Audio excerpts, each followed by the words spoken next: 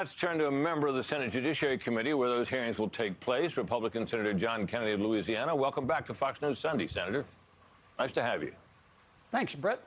Nice to be here. Now, let me get your reaction. We can now see, I think, pretty clearly the outlines of the case, or at least a big part of the case is going to be made by Democrats against Judge Barrett, which is that she will be an inevitable vote to strike down the Affordable Care Act as it now exists. What's your reaction to that? Senator Stabenow is my colleague, and I consider Debbie a friend, so I say this gently. Sell crazy somewhere else. We're all stocked up here. Unless Debbie's clairvoyant, I don't think she knows how the nominee is going to vote or any other member of the United States Supreme Court. But Debbie makes the point, the difference between Democrats and Republicans in terms of the role of the Supreme Court. My Democratic friends think that the Supreme Court ought to be a mini Congress. They're politicians without robes. They don't even need to hear cases. They already know how they're going to vote. And that's part of the problem. That's not how I view the appropriate role of the Supreme Court. And I don't think that's how it operates. You're going to see a lot of evidence-free accusations. Sure. Senator, let me just ask you this about the very process and the fact of the nomination. You, of course, were around when the nomination was made of Merrick Garland, and the Senate simply refused to take it up in any way. And the case was made by Mitch McConnell, the Senate Majority Leader, that the American people, this closest in an election year, which that was, back when President Obama nominated Judge Garland, should have a say in a Supreme Court nomination made that close to an election. Now it seems that the roles are reversed. A president has made a nomination. It is an election year. Indeed, it is very close to the election. And you and the other Republicans are prepared to move forward with this, which is distinct, obviously, from the course you took just 4 years or so ago. You're being accused of hypocrisy and double standards. How do you answer? Well, let me finish my last point first to Debbie and my colleagues in the Senate. I hope they'll let us have a respectful process. We don't need another freak show. I mean, I hope they won't get into the foothills of kinky and bring back Michael Avenatti and all that other stuff. Let us focus on the nominee. Now, to answer your question, I'm rather fond of the Constitution. I have read it. Its provisions about filling a Supreme Court vacancy are unaffected by the electoral calendar. I realize that on both sides, Britt, there's been a lot of circumlocution and attempted Churchillian rhetoric about the precedent to be followed during an election year to fill a vacancy.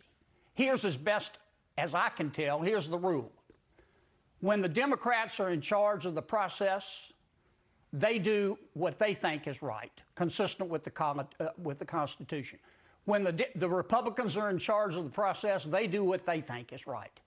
And I think that's what our founders intended. I think our founders intended elections to have consequences.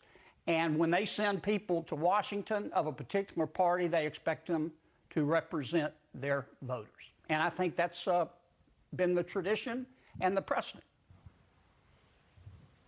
It appears from a constitutional point of view that you're spot on with that. The Constitution certainly doesn't say anything, as you point out, about the electoral process in terms of the appointment and confirmation of Supreme Court justices. Mm-hmm. But would you not acknowledge that what we have here is a serious case on both sides on this issue of shoe on the other foot disease? Sure, absolutely. And that's why I say, in Washington, as you know better than I do, Britt, you have to watch what people do, not what they say. And if you watch what has happened, in the history of ever, I don't think there's ever been another instance where when the Democrats were in charge, they didn't do what they wanted, and when the Republicans were in charge, they didn't do what they wanted, consistent with the Constitution. Right now, we have a Republican president, we have a Republican Senate. If that she were on the other foot, then I can assure you Senator Schumer would do what the Republicans are doing right now. As I said the other day, if you don't believe that, you probably peaked in high school. So you're hoping, as I'm sure others are as well, that we will have something other than what you called a freak show in this. But there's some real history here, the Kavanaugh nomination being only the most recent example. Previously, we had late, unexpected allegations made of sexual misconduct against now Justice Clarence Thomas. Is it your sense that the Senate's appetite for allowing this kind of thing to go on is diminished? Because otherwise, if something like this comes along, I'm not sure what you can do about it. What can you do? Well, if my Democratic friends want to, want to turn it into an intergalactic freak show and, bring back the protesters with the genitalia-shaped headgear, I can't stop them. I just hope they want. I'm going to do my job. I think she's a good nominee, but my job is to advise and consent. I'm going to probe her intellect, her temperament, her judicial philosophy, her character. I want to be sure that she doesn't think justices are politicians in robes.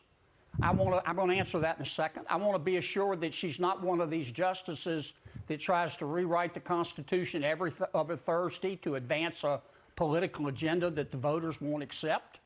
I don't think her faith.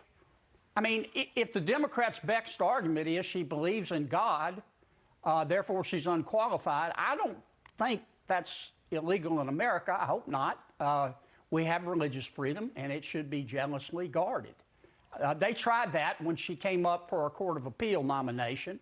It didn't work out too well. They may try it again. As I say, before it's over with, they may bring back Michael Avenatti. But I hope so, because it cheapens the process. I hope not, rather. Senator Kennedy, thank you very much for joining us today. Always good to talk to you.